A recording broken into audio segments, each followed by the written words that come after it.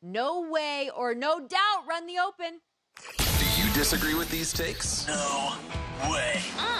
No way. Or do you approve? Oh, no doubts. No doubt. No doubt in my mind. No diggity, no doubt. It's time to ask Michael Lombardi. No way or no doubt.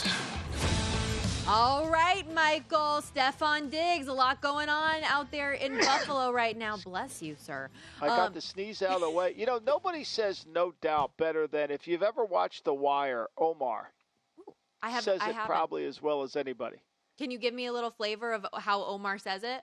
I don't know. I mean, he was in court and it was the season 1, and he was testifying against the drug dealers, even though he steals from the drug dealers, and he just Michael Williams, the actor, just plays it perfectly, and he says no doubt. So every time I hear no way or no doubt, I think of The Wire in that scene. It's tremendous. Elliot just told me, actually, in that Open, Omar is one of the voices that's saying no doubt. I thought it was. That's what made me think it. I thought it was.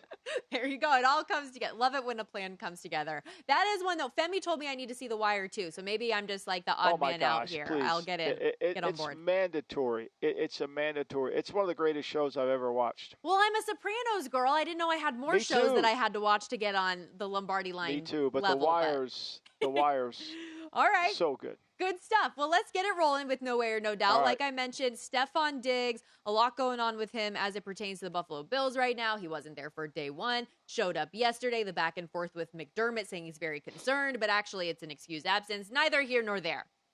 If you are a Bills fan or backer, should you be worried? No way or no doubt, you should be worried that Stefon Diggs and McDermott's relationship is headed in a weird direction in 2023.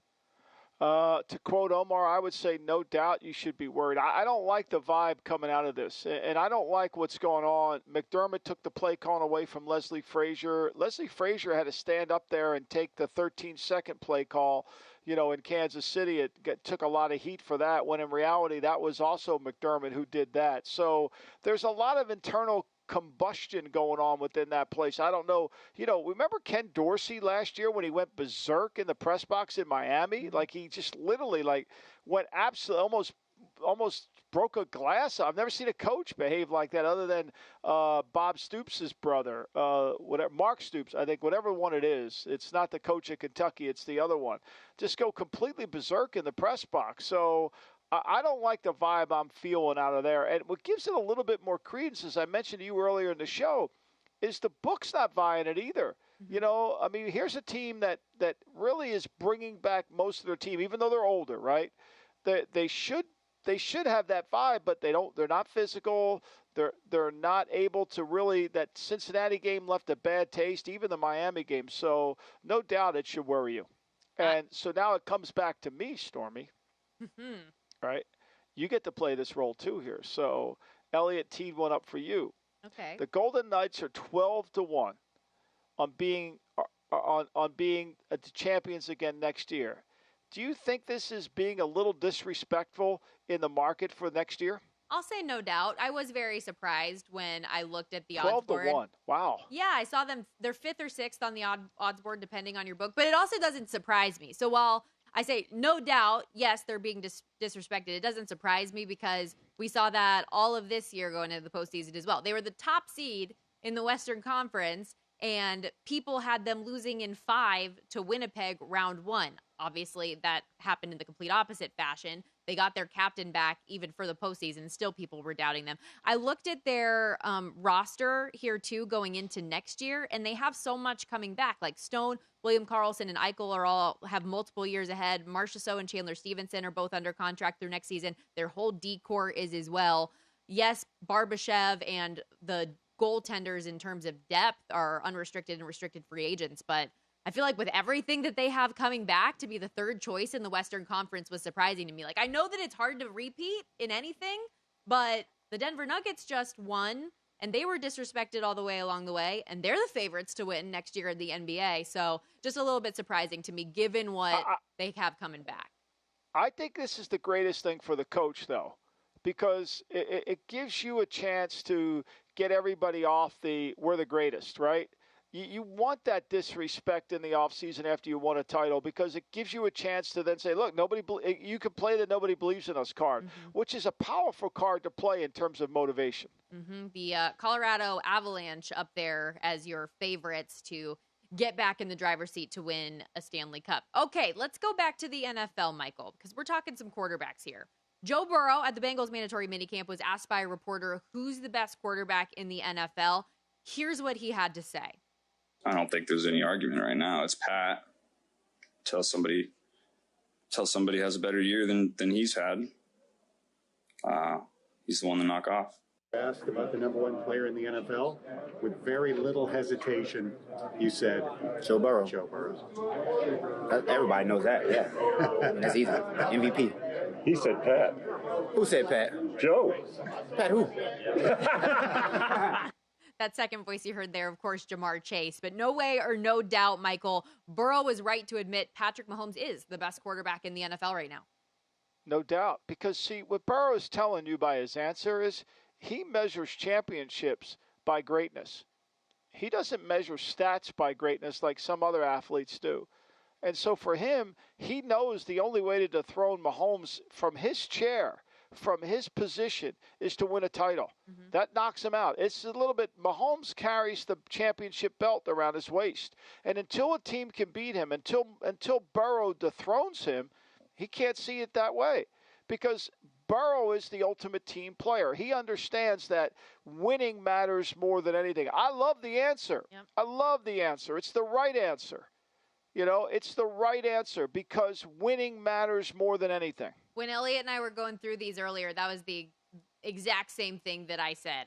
I love it because it shows that he is a competitor, and it shows that Patrick Mahomes is the one winning championships. I haven't done that yet. So is Joe Burrow a quarterback that is on his way to catching Mahomes? I think certainly, but you got to have that ring. You got to have that Lombardi trophy in order to put yourself in that conversation. I mean, we've got an idiot back here in Philadelphia.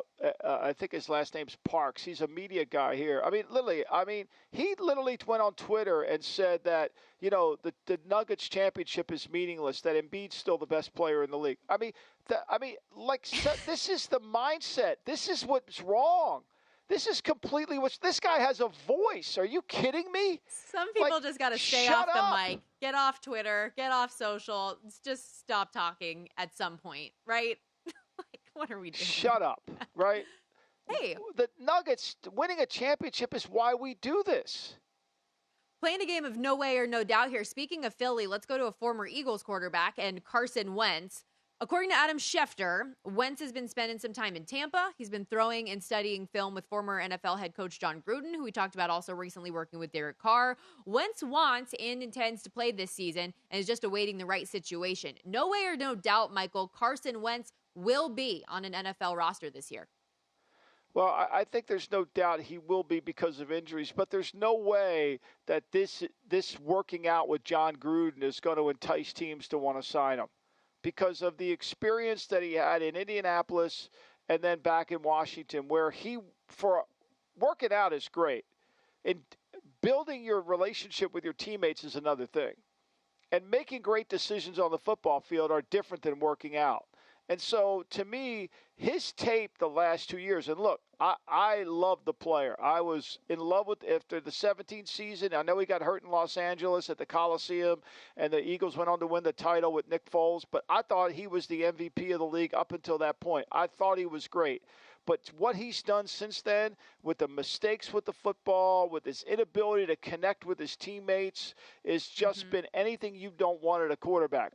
That being said, there's no doubt he will be because, let's face it, I mean, you know, Josh Johnson keeps getting jobs, and he's been on 47 teams in the league. I mean, you run out of quarterbacks, so eventually someone's going to call him. Yeah, he's just like, to me, he's just not your ideal backup, though, because when you're like watching a practice and you're a media guy, you're thinking, oh my gosh, this guy's incredible. He's slinging it. He's making all these throws. And then once the actual game portion comes, he's not that guy. You mentioned the personality stuff off of the field and dealing with your teammates. And, you know, I heard, honestly, the comp to Cam Newton, hear me out. I heard this somewhere else, but I thought it was interesting. The sense that he's yet to accept that he's a backup quarterback in the NFL. Like, do you agree with that thought process that if you can't accept that role, it's going to be hard to find a spot for you?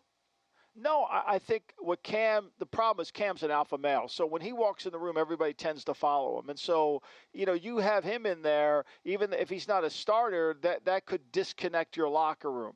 But I think your mindset as an athlete has to be, I'm going to start. I'm going to compete. I mean, Kirk Warner, when he went to the Arizona Cardinals, that was his mindset. He wasn't Matt Leinart was, and eventually he became that. You have to have that mindset if you want to be great at this. But you got to fit within the framework of the team. You can't dominate the team if you're just a backup. I'm curious how things are going to work out with him. He had his best buddy in Frank Reich, and that didn't go well. Washington felt like an opportunity for him to show what he could do, and then it just didn't end up panning out. Go to VSiN.com/subscribe to become a VSiN Pro subscriber today.